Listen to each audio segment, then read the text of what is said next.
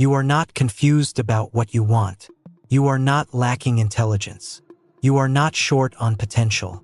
What you are fighting is something far more subtle and far more dangerous. You are ambitious, but inconsistent. You burn with vision one moment, then disappear into hesitation the next. You feel destiny calling you forward, yet your actions keep pulling you back. And here is the truth most people never hear. Ambition without consistency is self-betrayal. It is waking up every day knowing you are capable of more, and negotiating that truth down to something comfortable. It is seeing the summit clearly in your mind, then stopping halfway because the climb became lonely, boring, repetitive, or uncomfortable. History is filled with talented men and women who died with their greatness still inside them, not because they weren't gifted, but because they were undisciplined in belief. Napoleon Hill called it lack of definiteness of purpose. Modern language calls it inconsistency. The result is the same: a life lived below capacity. Thomas Edison failed over 1,000 times before the light bulb worked. But what history doesn't glorify is not the failures. It's the consistency, the decision to show up again, the refusal to emotionally quit, the discipline to return to the same bench, the same tools, the same idea, day after day while the world laughed. Ambition is easy. Consistency is rare.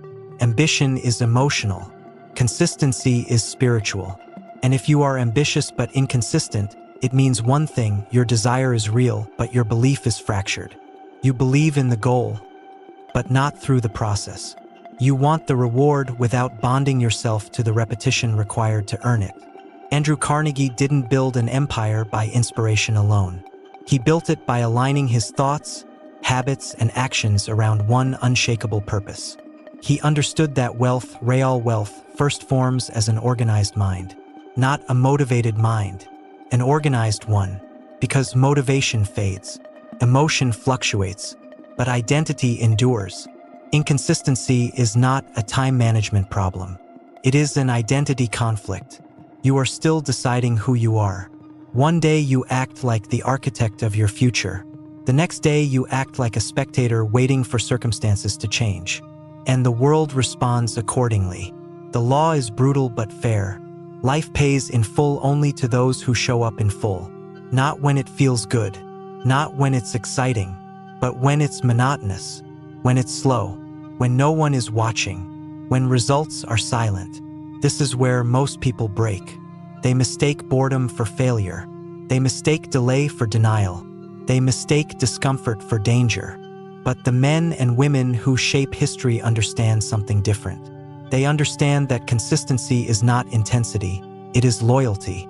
Loyalty to a vision long after the feeling fades. Loyalty to a standard even when excuses feel justified. Loyalty to tomorrow when today offers distraction. Walt Disney was fired for lack of imagination. Lincoln lost election after election. Henry Ford went bankrupt more than once. But none of them were inconsistent in belief. They may have doubted the how, but never the who. They knew who they were becoming, even when the world couldn't see it yet. If you are ambitious but inconsistent, it is because you have not yet fused your ambition with discipline. Discipline is not punishment. It is self-respect in action. It is waking up and saying, I do what I said I would do because my word to myself matters. The moment you begin keeping promises to yourself, something shifts internally. Confidence stops being something you chase and starts being something you embody. Self-belief stops being motivational talk and becomes lived evidence. Your mind begins to trust you, and when the mind trusts the self, hesitation dissolves. Clarity replaces chaos. You stop asking, do I feel like it? And start asking, is this who I am? That is the turning point, because success does not respond to moods. It responds to alignment.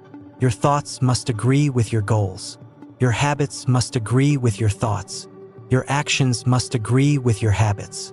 Anything less creates friction, and friction creates inconsistency. This is why visualization matters, not as fantasy, but as conditioning. You must repeatedly see yourself as the person who finishes, the person who persists, the person who does not need emotional permission to act. The subconscious does not respond to logic. It responds to repetition and emotion. Feed it the image of completion long enough and action follows. This is why gratitude matters, not as politeness, but as power. Gratitude anchors you in abundance, and abundance thinking eliminates desperation. Desperation breeds inconsistency. Gratitude breeds steadiness. You do not rise to the level of your ambition.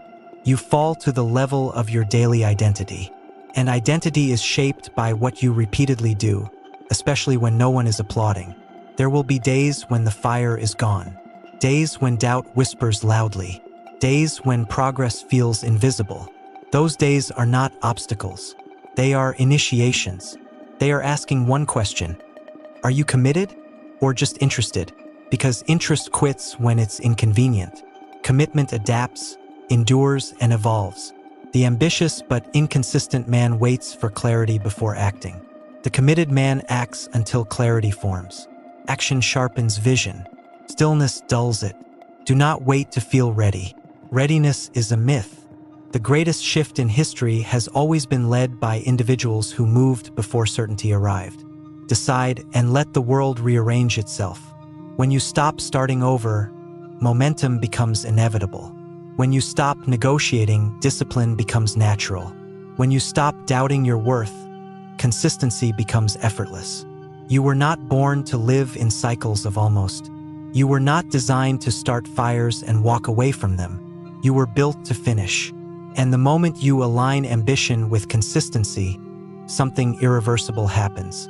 Your life stops asking if and starts revealing how soon.